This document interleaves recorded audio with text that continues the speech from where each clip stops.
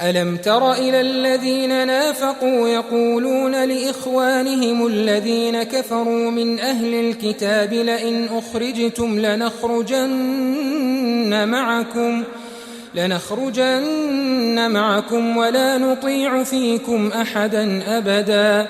وإن قوتلتم لننصرنكم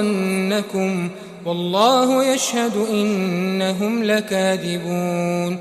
لئن أخرجوا لا يخرجون معهم ولئن قوتلوا لا ينصرونهم ولئن نصروهم ليولن الأدبار ثم لا ينصرون لأنتم أشد رهبة في صدورهم من الله ذلك بأنهم قوم لا يفقهون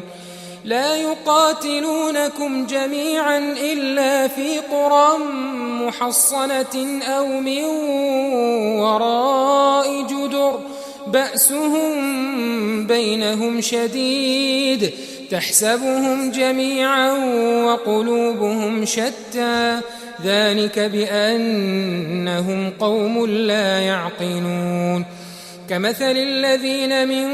قبلهم قريبا ذاقوا وبال أمرهم ولهم عذاب أليم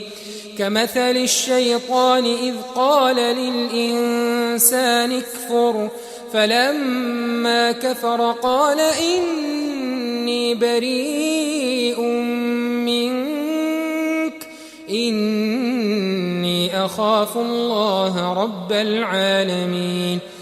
فكان عاقبتهما أنهما في النار خالدين فيها وذلك جزاء